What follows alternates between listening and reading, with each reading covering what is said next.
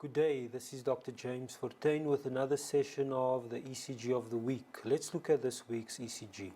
Patient A, 34-year-old male with chest pain. He's a smoker, presents to his local casualty with this ECG.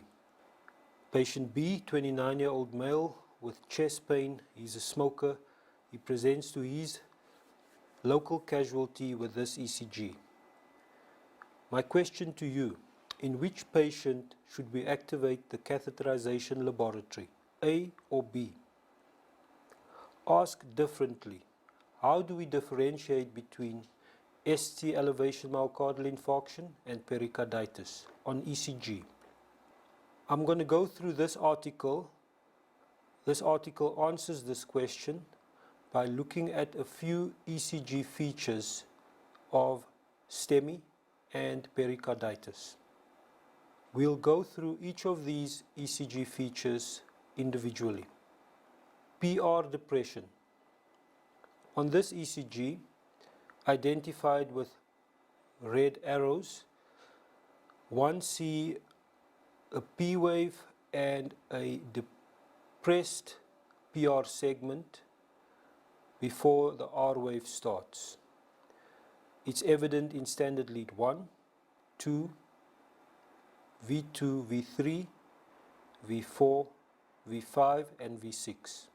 Spodic sign, downsloping of the TP segment, identified on this ECG with the blue marks. After the T wave in standard lead 2, we see a downslope to the start of the P wave. This is spodic sign seen in standard lead 2, V3, V4 and V5. This patient had pericarditis. ST depression, except in AVR and V1. Identified here with the red arrows, we see the ST being depressed in standard lead 1, in AVL, in V4, V5 and V6. ST elevation, standard lead 3 more than standard lead 2.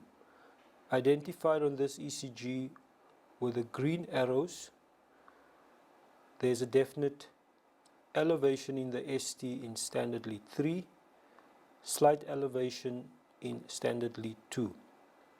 ST convex, identified on this ECG with the blue arrows, the ST convexity is evident in standard lead 3 and AVF. This patient was diagnosed with STEMI. RT check mark, identified in this ECG with the blue mark. We see a peaking of the T wave and we see a check mark that is called RT check mark. This patient was diagnosed with STEMI. Let's look at the table from the article we are using for this ECG of the week. In patient who had no spodic sign, most of the time patient had a STEMI, 95% of the cases. No spodic sign was also seen in pericarditis.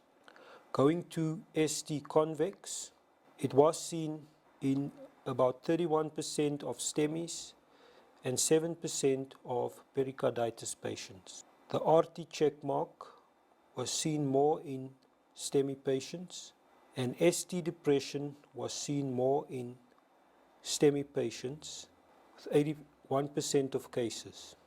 No PR depression was seen more in STEMI patients, but in patients who had PR depression, pericarditis was more likely.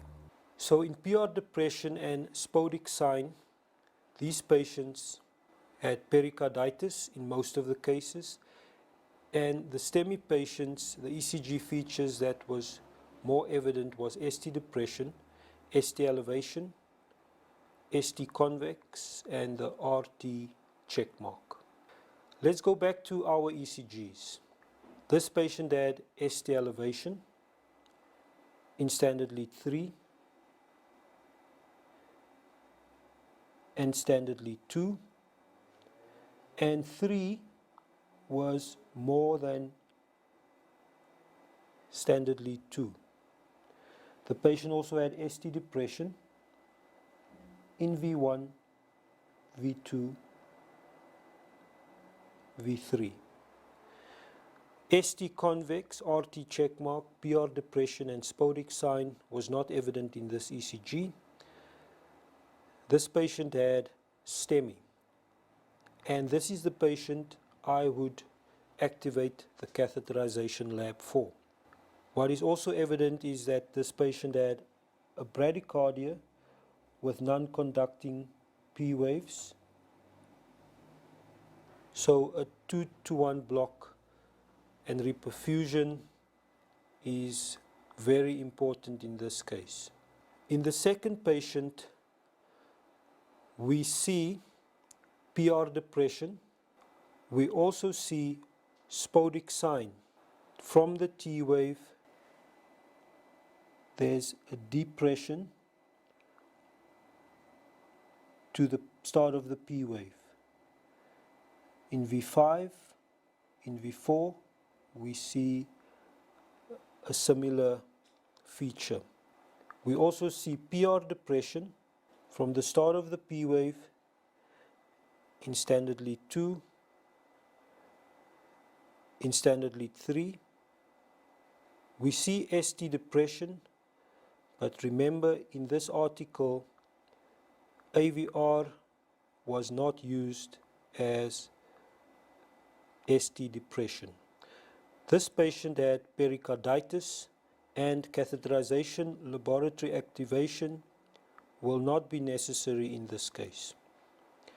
The learning points in today's ECGs, the features of pericarditis and the features of STEMI.